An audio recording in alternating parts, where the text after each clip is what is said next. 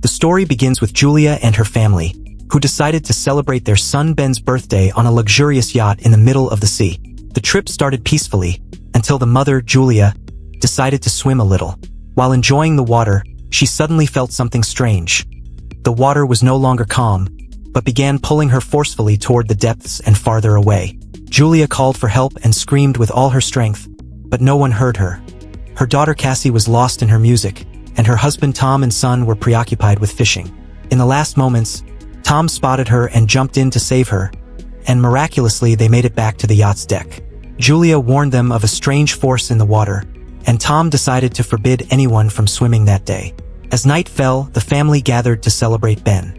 Julia presented him with a bracelet, telling him that it wards off evil spirits.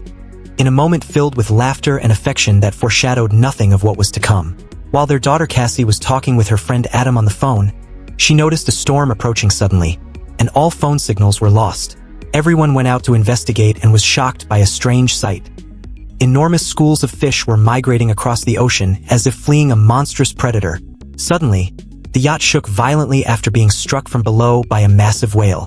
Tom went down to check the engines and returned with deep wounds on his shoulder, telling his family that the engines and propellers were completely destroyed. Julia, being a doctor, tended to his injuries, while they desperately tried to send a distress signal via the radio, but in vain. Silence had fallen over all channels. Tom tried to calm their fears, assuring them they had enough supplies for 4 days, but the calm did not last. The radar picked up a signal of a massive object approaching from the sky. To their astonishment, they watched meteors falling from space, striking the ocean. One fell very close to the yacht, causing a fire in the engine and thick smoke to rise, leaving them stranded in the middle of the sea with no way to move. The tragedy did not end there, as a violent storm hit, tossing the yacht among the towering waves like a piece of paper. Everyone fell to the ground, and Ben was injured in the stomach before Tom distributed life jackets. Suddenly, everyone felt dizzy. Julia began bleeding from her nose, Cassie suffered severe vomiting, and they all lost consciousness. When they awoke to the calm after the storm, the greatest shock awaited them. The yacht had been completely destroyed, and they were face to face with the unknown in the heart of the ocean. The family awoke to a mind-boggling sight. The ocean that had surrounded them had completely vanished, leaving only a dry seabed stretching endlessly. Amid this shock, Cassie desperately searched for a signal on her phone to check on Adam, while the boy Ben turned to his father, asking what their next move should be. Tom checked his compass and was stunned by a terrifying scientific truth. The Earth's magnetic poles have reversed. North had become south and south-north, a phenomenon that had not occurred in thousands of years. He explained to his son that the water hadn't disappeared, but had surged to flood coastal cities, causing Cassie to break down in tears, worried for Adam's fate. In an attempt to attract attention, Ben released his birthday balloons into the air as a distress signal, showing wisdom beyond his years. Finally, Tom managed to pick up a radio signal from a man named Now, a Chinese national trapped in a submarine on the seabed. Now told them that the poles would return to their natural positions within 7 days, and warned that the returning ocean would be catastrophic, like a flood, against which their damaged yacht would not stand, advising them to seek refuge in the mountains. Julia pleaded with Now to save her children in his submarine, which could accommodate only 2 additional people. He agreed and gave them the coordinates of his location, 3 days' journey on foot away. The family prepared for the trek, but before setting out, they spotted a man approaching from afar, accompanied by a dog. Tom ran to him eagerly, glad to see another human, and offered him water, but the stranger's reaction was treacherous. He struck Tom, knocking him to the ground, then drove an iron rod into his chest, killing him in front of his family. Julia tried to save her husband, but the killer attacked her, wounding her shoulder. Julia retreated with her children into the yacht and fortified themselves inside, panic gripping them. She quickly bandaged her wound, hid her children, and armed them with a flare gun for self-defense, while preparing herself to face the killer, who began smashing doors with brutal force, driven by a frenzied desire to eliminate them and seize all the supplies for himself.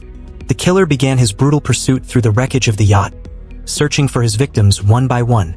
Julia almost fell into his grasp, but she slipped through a narrow opening, though the killer's fierce dog discovered her hiding place. In a desperate bid to save her life, Julia managed to kill the dog, igniting a blaze of anger and vengeance in its owner's heart. A violent confrontation ensued, with the criminal attempting to strangle Julia, But at the critical moment, Cassie emerged from her hiding spot and fired a flare, striking the man and causing a massive fire to engulf the remains of the yacht. The family escaped, leaving behind only the ashes of their memories. In the heart of the dry ocean floor, their grueling journey began. Cassie blamed her brother Ben, insisting that his balloons had attracted the killer, but Julia embraced her son, reassuring him that their intent was a call for help and that he bore no guilt for what had happened. As the heat and dryness intensified, they discovered a new catastrophe. Their only water bottle was empty. Tension erupted between Julia and Cassie, with the mother blaming her daughter's recklessness, while Cassie cried out in despair, declaring that death was inevitable. The family took refuge inside the wreckage of a downed airplane. In a rare moment of calm, Julia and her daughter recalled their first memories of their father Tom, how they had both given up their initial futures to be together, and how Tom had always said, "Every problem has a solution." While they slept, the criminal reappeared, attempting a treacherous attack on Cassie, but Julia ambushed him with deadly stabs, leaving him lifeless.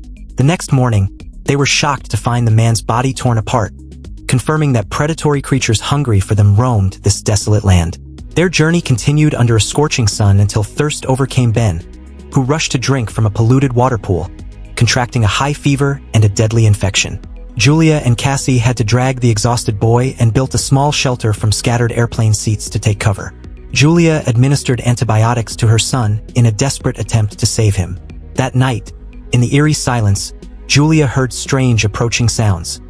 When she tried to investigate, she found herself facing a new danger. Suddenly, intense gunfire erupted from unknown workers or groups, and amid the chaos and smoke, Julia was struck, losing consciousness. Amid a raging sandstorm that obscured their vision, Julia regained consciousness to find her children searching for an escape. They all took refuge inside a metal container, where Julia took a courageous and painful step. She seared her wound with fire to sterilize it and ensure her survival. Julia managed to contact Now via the radio, and with a voice full of exhaustion, he told her that giant predatory crabs had attacked him, leaving him seriously injured, and warned her that the ocean's return was imminent. As the family made their way forward, heavy rains triggered a terrifying rockfall. In a moment of maternal sacrifice, Julia pushed her children away from a massive falling boulder, which trapped her leg as the cave entrance collapsed. Julia wept and ordered her children to flee and save themselves by reaching the submarine, but their love and loyalty prevented them from leaving.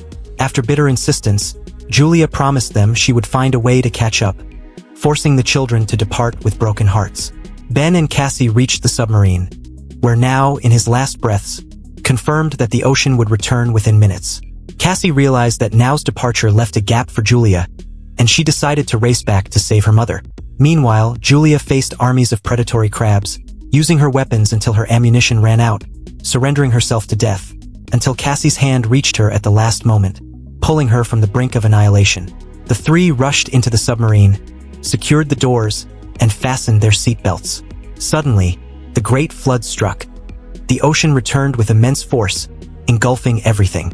They all lost consciousness under the pressure and impact of the water, until Julia awoke to a miracle. Her children were alive, and the submarine had carried them to the shore.